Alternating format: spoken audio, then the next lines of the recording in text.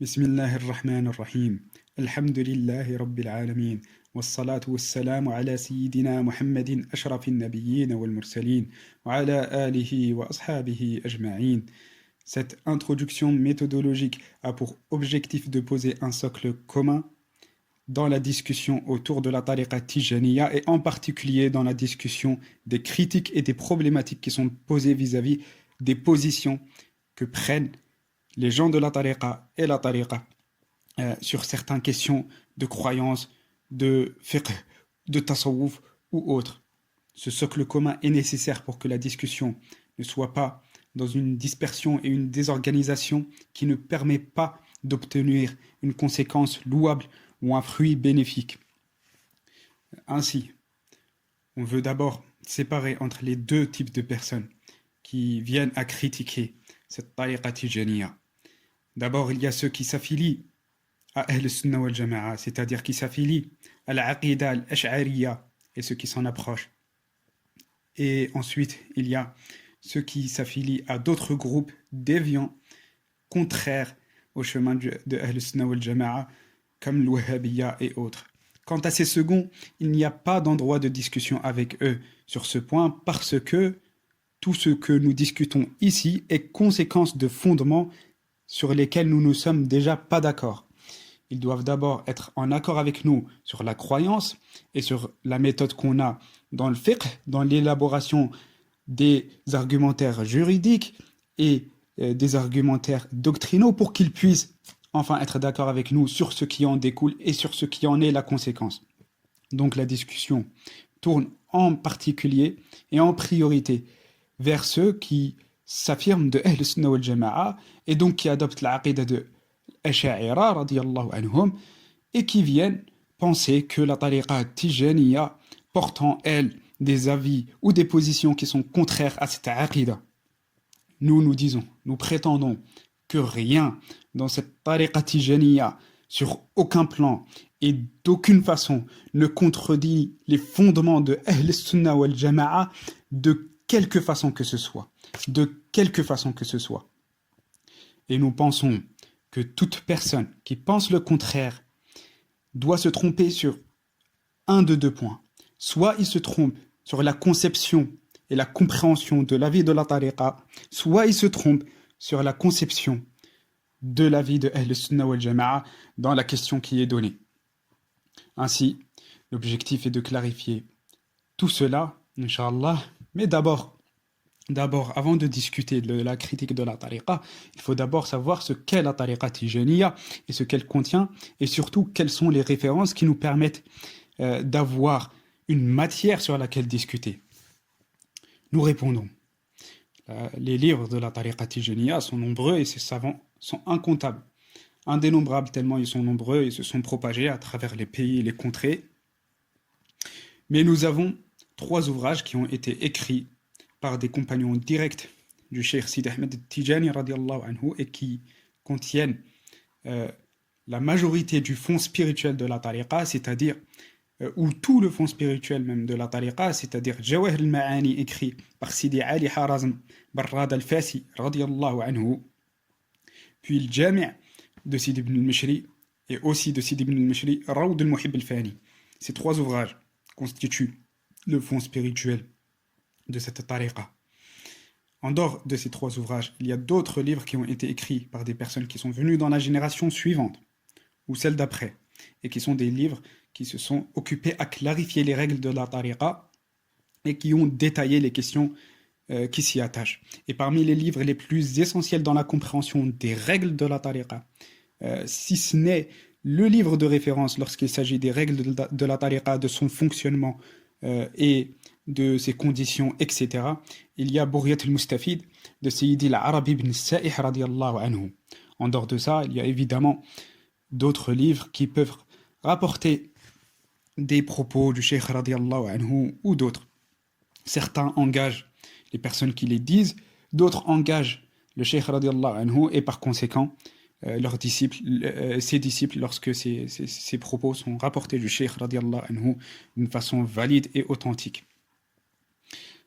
Donc nous disons, lorsque nous faisons face à quelque avis que ce soit, une opinion, un avis juridique ou doctrinal, un extrait, un propos, quel qu'il soit, dans la tariqa tijaniya, auquel on voudrait rattacher une problématique quelconque, nous devons d'abord savoir si cet avis, cette opinion, cet extrait ou autre est tiré d'une référence, d'un endroit de référence tel qu'on a posé, c'est-à-dire les 3 livres cités, Boughiyat al-Mustafid ou ceux qui s'en approchent, ces 4 livres en particulier en priorité, ou est-ce que ça ne fait pas partie de la référence? Dans le cas où ça ne fait pas partie de la référence, il faut d'abord savoir et identifier qui est responsabilisé par ce propos. Est-ce que c'est la personne qui le dit, qui est dans la tariqa tijaniya, ou est-ce que c'est la tariqa tijaniya dans le cas où il énonce les règles de la tariqa par des arguments et par une conformité à ce qui l'a précédé et par conformité aux règles qui ont précédé.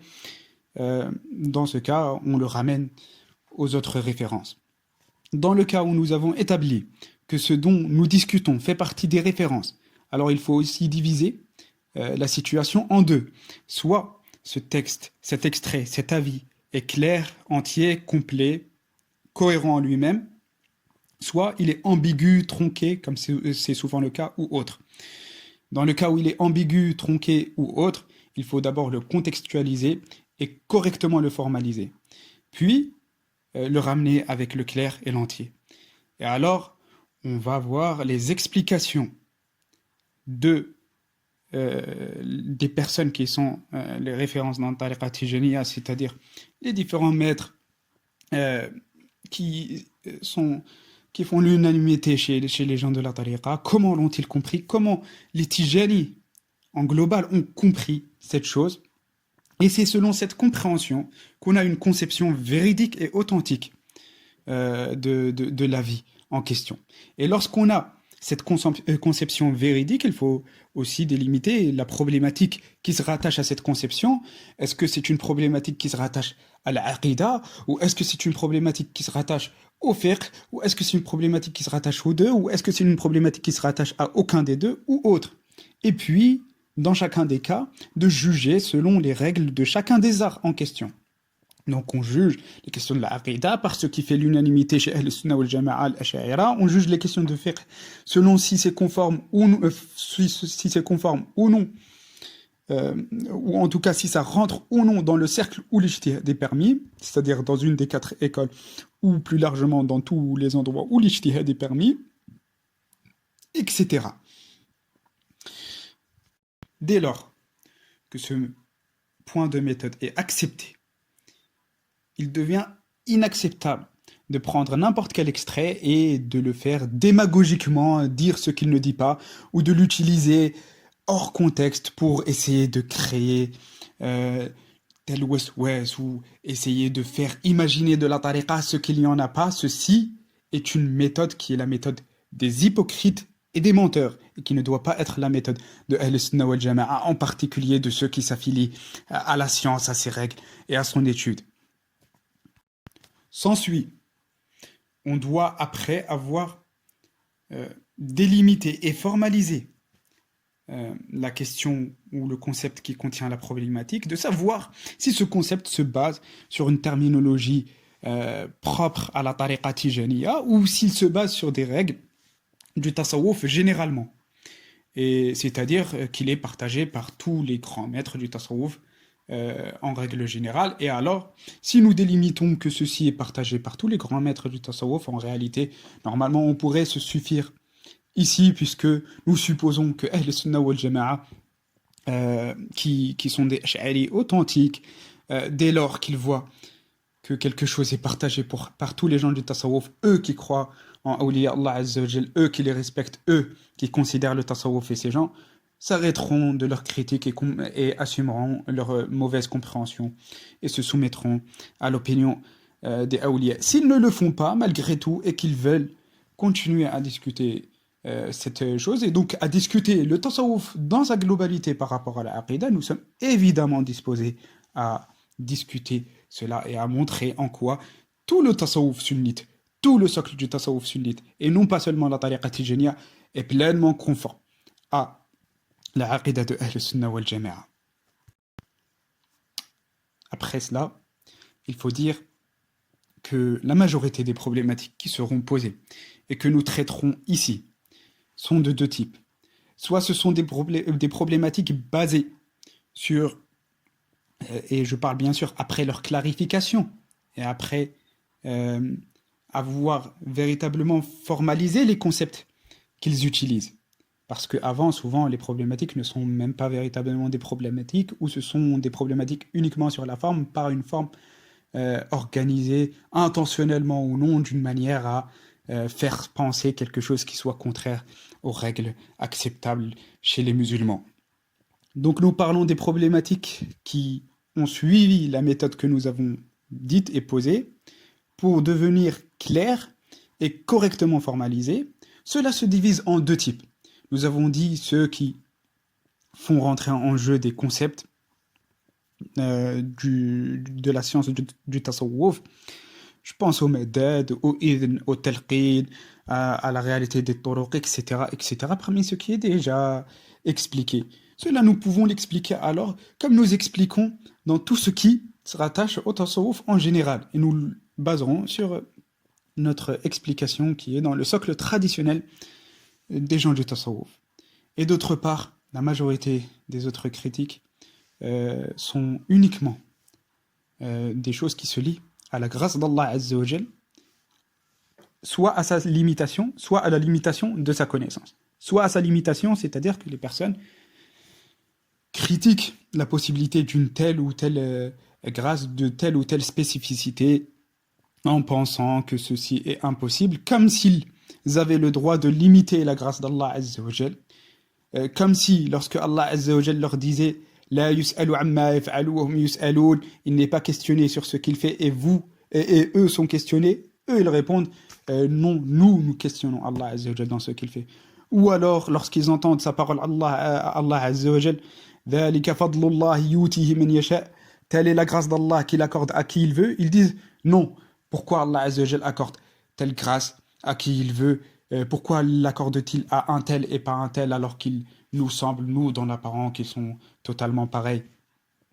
Ceux-là ont enlevé de même le vêtement du sunnisme et ne convient pas de discuter avec eux. Et ils le disent soit explicitement, soit implicitement, en remettant en cause la possibilité d'une telle grâce. Elle est possible, et lorsqu'elle est possible chez Ahl Sunnah wal Jama'a, alors on la considère possible, on ne la met pas en doute.